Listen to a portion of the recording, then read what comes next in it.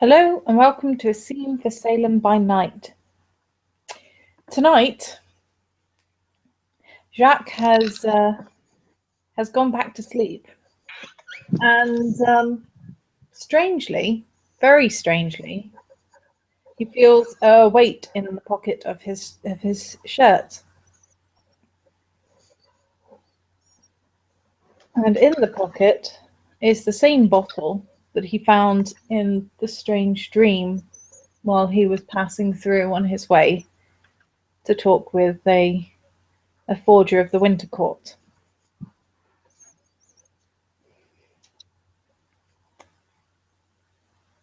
And it still smells of carrot juice, and it still says, "Drink me."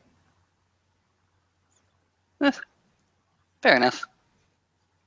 The bottle that's now currently in his pocket, he goes ahead and pulls out. He thinks to himself for a quick second. It's very interesting. He's no longer in uncharted territory, his business already having been done. So he turns it around, he looks at it, he sniffs at it, he uncorks it to see if the key is still there. The key's still there. Okay. Might be something useful later on down the line. Can he go ahead and unhook the key from the cork? Nope, it's attached to the cork. Mm-hmm. How is it attached? Much the same way as the rabbit's charm is attached to the top. It seems like the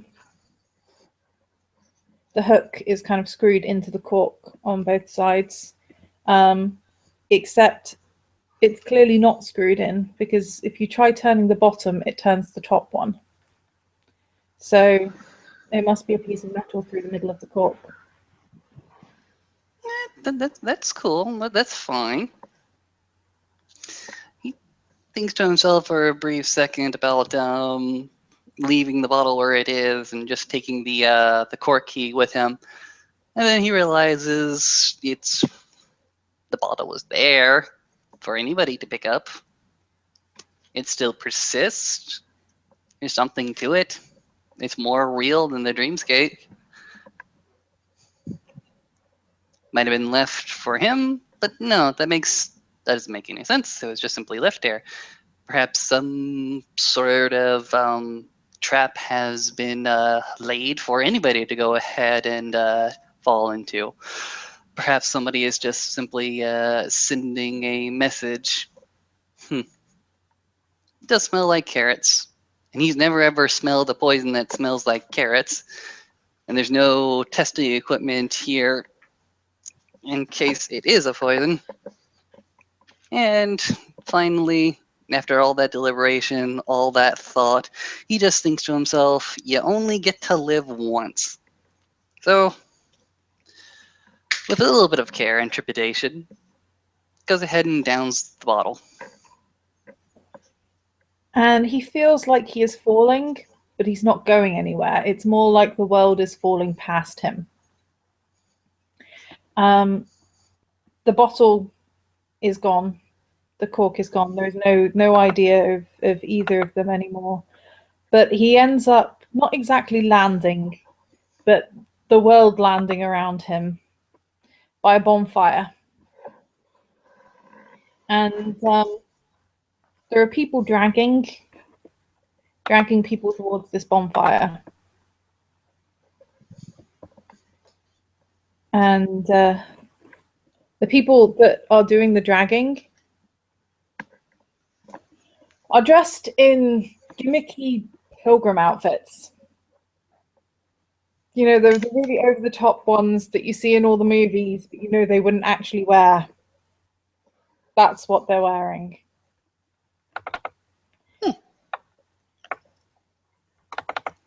And the people that are being dragged are green witches with conical hats and everything.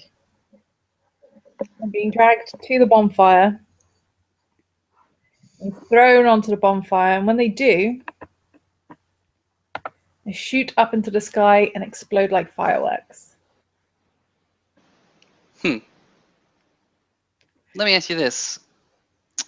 Is there any sort of struggle or any sort of violence between these pilgrims and these witches? The witches do seem to be struggling, but it's not what you would expect the struggle to look like. It almost looks like, when you go to the theater and they're dragging someone across the stage and the character is fighting, but the person really isn't. It looks like that. It looks like it's supposed to look like they're fighting, but they would fight harder. Oh, okay. So this is some sort of play before me. I look around. Are there any seats? Is there any popcorn? Is there any concession stands? Soda. Soda is also nice. There is a concession stand. Yeah, wonderful. Next to it. There's nobody at the concession stand, but there are some toffee apples there. No, that's fine. That just means there's nobody to go ahead and pay and nobody charging me for taking one of these toffee apples. Yep. I take one of the toffee apples, and afterwards I go to the seats and sit and enjoy the show. And you begin to become aware of chanting from the crowds as they drag these witches to the fire. More screaming, more chanting. Nope, they're chanting, "We're gonna party like it's 1692."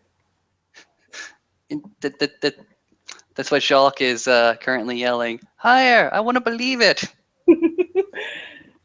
No, the crowds are chanting, "We're gonna party like it's 1692."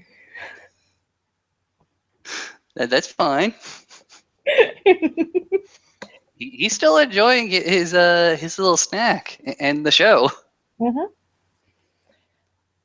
And there's quite a bit more of the same. And there is a cat walking towards you. Cool. Just a fairly ordinary cat. Walks over to you, bumps its head on your knee. Go ahead and take the hand that's not so sticky and go ahead and rub behind its ears. Still enjoying the show.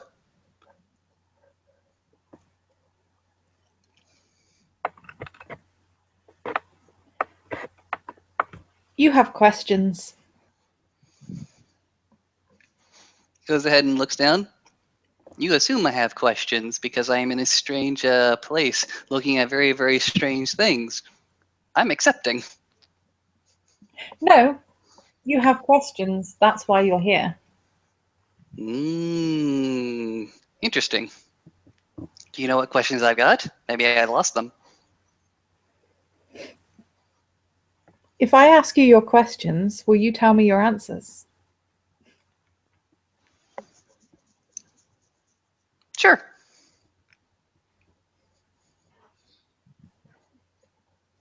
Why have you come here? I have come here because I was very, very interested in this very, very strange bottle. Why did the bottle bring you here? The bottle may have brought me for many reasons. I do not know them. One theory happens to be that this is all an elaborate trap. Another theory is that this is a message. It bumps its head against your knee. That is the only way to answer that question if you don't accept it, he says as he goes ahead and scratches behind its ears again. Those are possible answers. I said if I ask you your questions, will you tell me your answers? I have no answer to that question. Do you? It nods. All right. Enlighten me. One of your answers was true.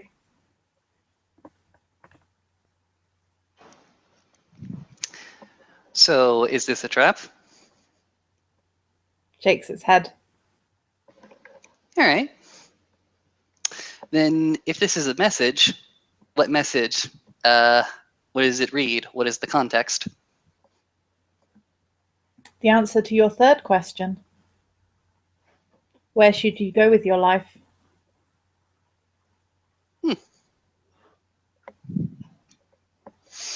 And then it's just going to turn and walk away. Hey, that's not my third question. That was my fourth. Who left this here? It looks back. It looks up.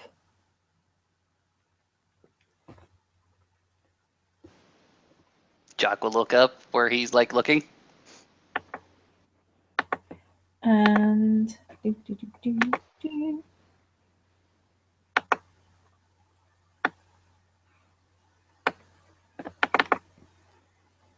and the smoke from the various different fireworks will form into this kind of a pattern.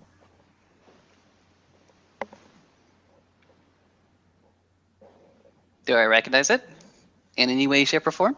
No, it's just a cloud, well, smoke statue.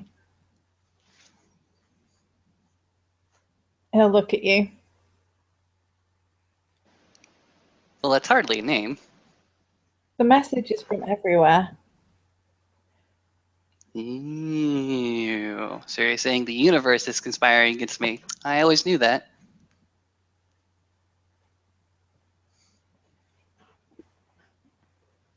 If you want to know where to go,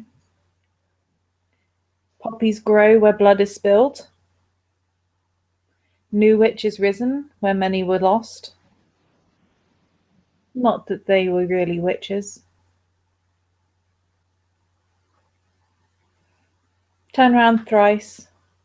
Left at the sparkling carrot patch. And then it will smile and slowly disappear. Usually messengers go ahead and stay for a tip.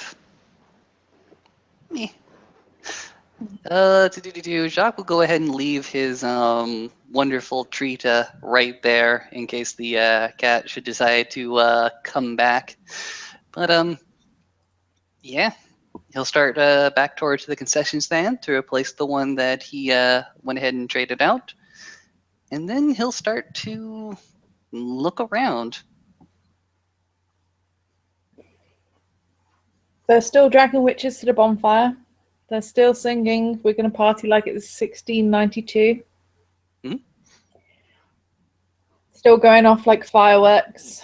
And the fireworks are still illuminating this cloud that is shaped like a statue. Jacques will make a mental note of that statue for his own edification. And since the performance continues on repeat, he doesn't know if there's anything of value here anymore.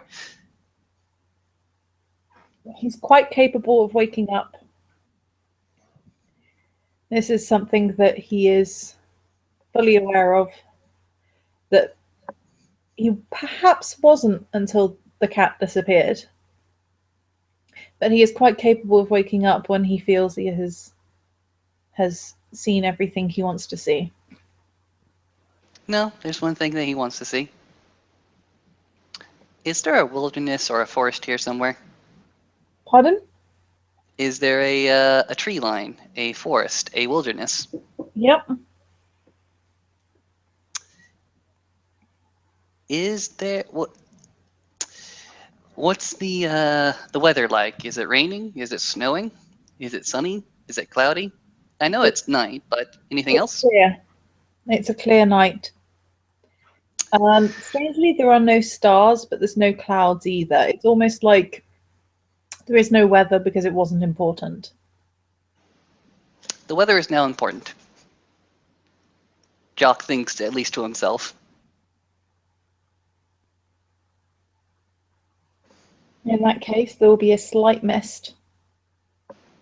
Okay. I can deal with the mist. It's not enough to put a damper on the fireworks or the bonfire. It's just that slight mist in the air. Oh, no, that is perfectly fine, perfectly acceptable. Jacques is not very interested in the campfire. He's more interested in trying to find that girl again.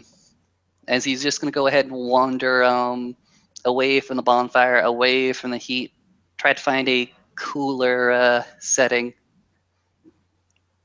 Something stuck in the back of his head, and he doesn't know why. If he wanders into the forest, he'll end up coming out back at the bonfire again. Either nothing is back there, or it's just buried deeper. Jacques will go ahead and make a mental note. He still thinks that there's something in the back of his head. Doesn't know what it's all about yet. But if that is the extent of the dream, then that is definitely the extent of the dream, as he'll go ahead and take his time to open his eyes and wake up. And it is morning, and he is nice and refreshed and has had a lovely sleep. And the question is, can he work out what the message was?